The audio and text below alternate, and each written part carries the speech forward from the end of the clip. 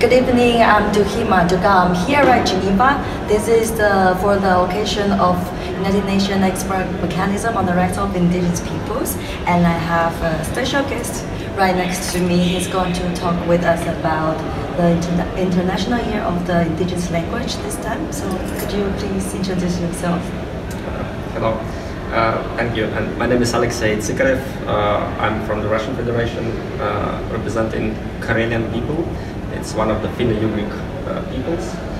For example, our closest relatives are Samis and many other indigenous Finno-Ugric peoples.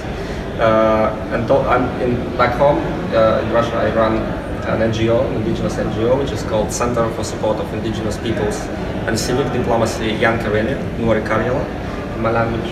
And we deal with indigenous languages projects and also cultural projects. And capacity building for communities, especially for the youth. And I recently concluded mandate with the expert mechanism on the rights of indigenous peoples, and was fortunate enough to be elected to the permanent forum on indigenous issues, and commencing this new mandate in January. Are you the youngest member? In the forum? You're a forum? I'm not sure, but most likely. And also as an expert, were you the youngest one?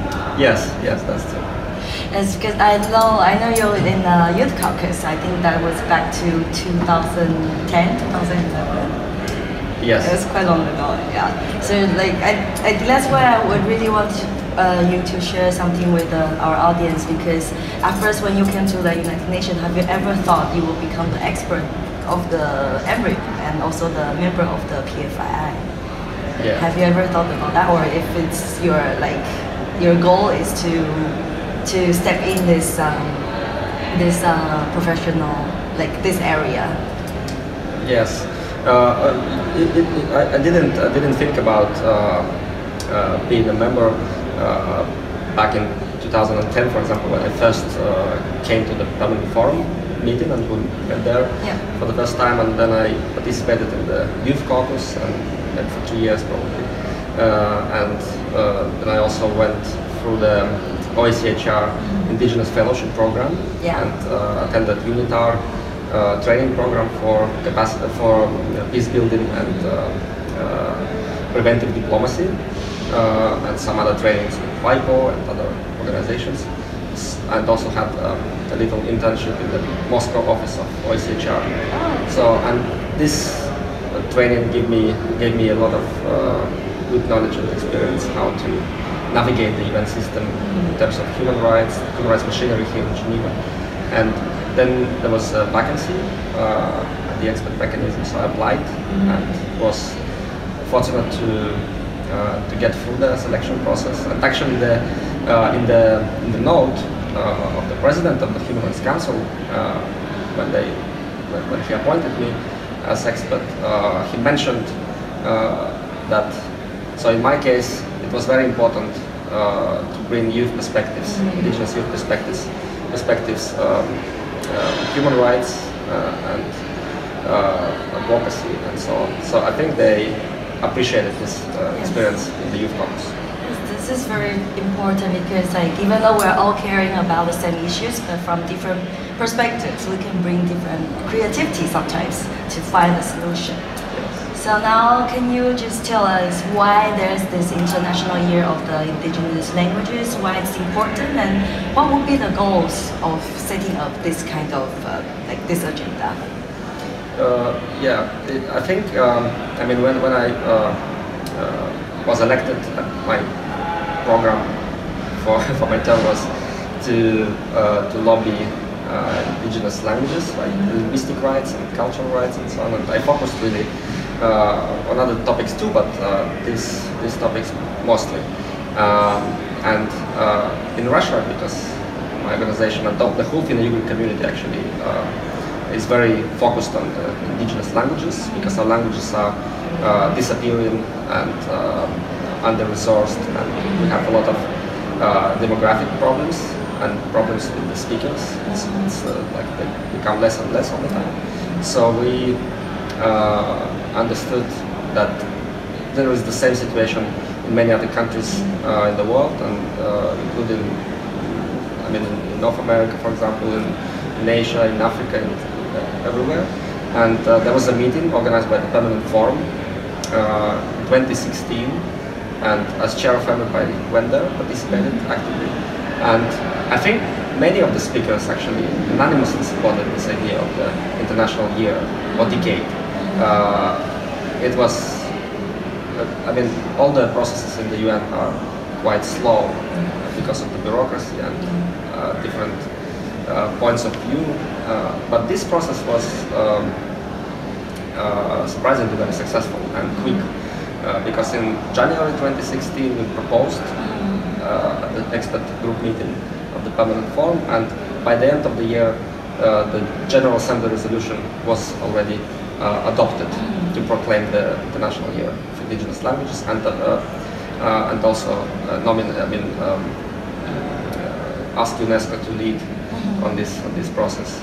And the main goal of this year, and the main reason why it was proclaimed, is the alarming situation of indigenous languages, the need for international attention to this issue, and to bring in the human rights-based approach to indigenous languages. And this human rights-based approach is still something where we see reluctance from different actors, because indigenous languages have been seen mostly from a cultural perspective, intangible cultural perspective, for example, of traditions, cultural expressions, and so on, but not from a human rights-based perspective. And I'm very glad that we managed, all the expert community of indigenous peoples, to stipulate in the action plan of the International Year of Indigenous Languages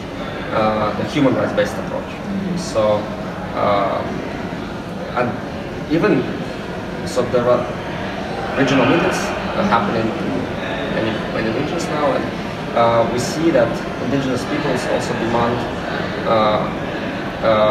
improvements in terms of the normative framework, because it seems that linguistic rights are not protected well enough. We have the declaration, of course, on the indigenous people's rights, but maybe there is a time to also have a legally binding international instrument to support languages. Maybe not even indigenous languages as such, but languages in general, because many even bigger languages are under threat because of the globalization and many other negative trends. And I think we are in a good position now to advocate for such initiatives as the international instrument, or many other good initiatives which are already happening or are going to happen. And one of the most recent developments is that there is an understanding among actors, even many states and indigenous peoples, of course, and UNESCO, that this year we should not limit ourselves to only 1 year, because it's so little time. We should proclaim a decade to have more time to advocate and accomplish all the activities and all the goals we have set before us.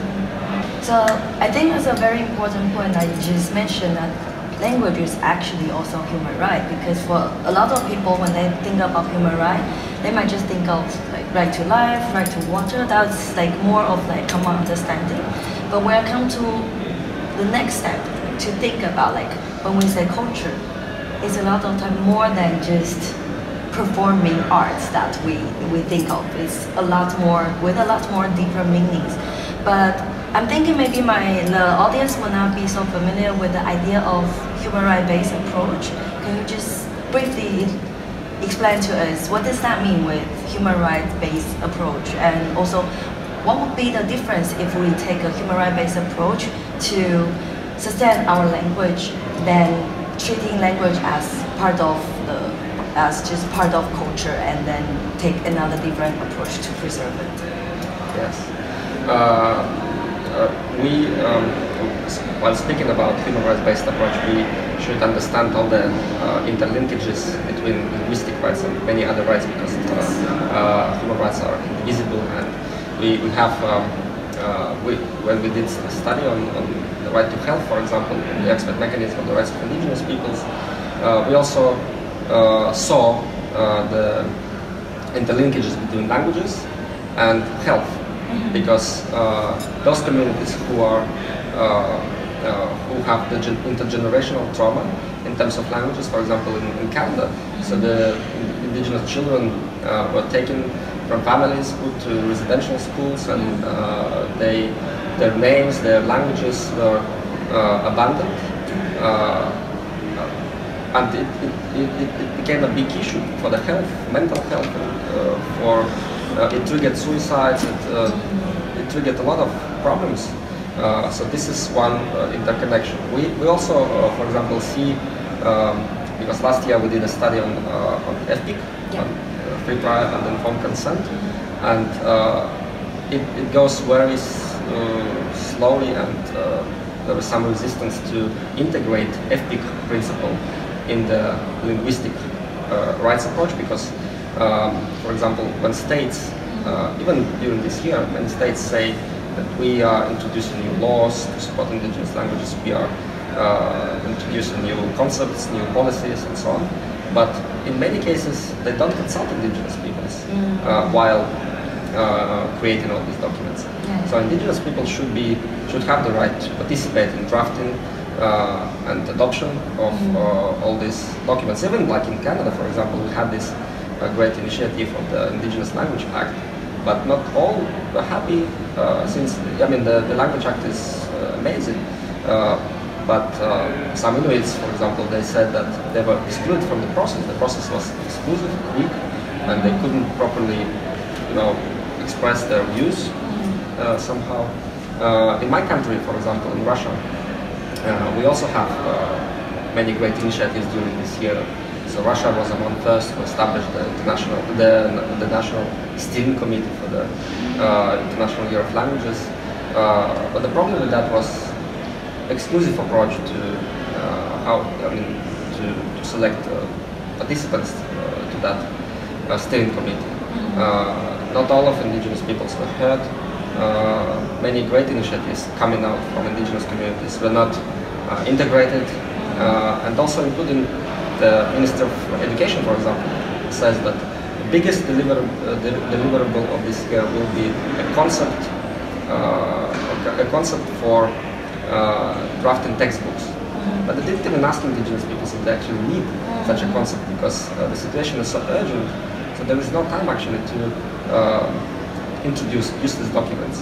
There is a time for urgent actions in terms of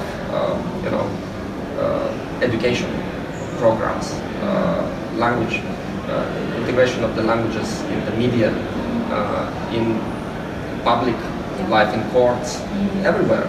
Because indigenous languages should not be just for communication at home, for example. They should be used in different spheres. And this is a human right of indigenous peoples, to speak their language wherever they want to speak, to be able to use it. Right. So my last question for you would be, like, what's your vision then? So we will have this 1 year, and hopefully that will become a decade. And what we see, like, if we have the decade, what would be the vision you have, or your expectation that we have 1 decade, that we focus on the languages, and then what can we achieve? Yeah, there are two approaches on this. So the majority of experts, indigenous peoples and states, they say that we should use the momentum right now and proclaim the decade straight away, because if we lose the momentum next year, there can be less willingness to have it. But some other experts, for example, say that we should really evaluate and analyze the achievements and the results of this year, and then building on those results, introduce a good program for the decade. I actually share the view that we could proclaim as soon as possible, in order for us to not lose the momentum, and also to somehow to keep the speed we now have, and maybe even improve the movement which is going on. So I think if everything is okay, and there will be some other meetings, because some regional meetings are still on the plan for the fall of this year, and also there will be a panel discussion here at the Human Rights Council in September devoted to languages. So, and I hope that building on those on this unanimous support to indigenous languages, the GA General Assembly will be able to proclaim by the end of the year, and we could start straight away to prepare an action plan and other documents, because indigenous, there are good achievements of course, but there is still a need to, for example, foster and improve capacity building for indigenous linguistic communities, just for them to be able to trust that their languages are vital, because sometimes we don't even see it. So indigenous peoples themselves in Russia, for example, many of them think that no, language is not useful anymore, so maybe it's not even necessary for the kids to learn it. There are some communities like this, and this capacity building and also international attention to this issue is very useful for the for breathing more trust and vitality to indigenous languages. Yeah, that's a very important point, because sometimes the awareness should be from the awareness, and also like the motivation should be generated inside the community, inside our own people, so we can really have a continuous process that is we don't have to depend on outside resources anymore, because we know we are aware of the need. Yes. And sometimes it's not because we don't treasure this, it's just the environment doesn't really allow us to think about all this, like the urgency of having our language, keeping our language alive, and all these things. Yeah. Thank you for sharing with us today, and hopefully, we don't know, we're not so sure if we can have the decade, but no matter what, I think this 1 year will be very critical, and we will still have a lot of work to do. And it doesn't matter if we have the decade or not, we still have to do all these things, because as you say, all these rights are connected to each other, and also with our language, it's connected to health, it's connected to land, it's connected to our traditional knowledge, a lot of these things. So I would say it's a very critical point of time for all of us. Yes. And yeah, we would like to envision that within 10 years we can really make some progress in this regard. So thank you. Thank you.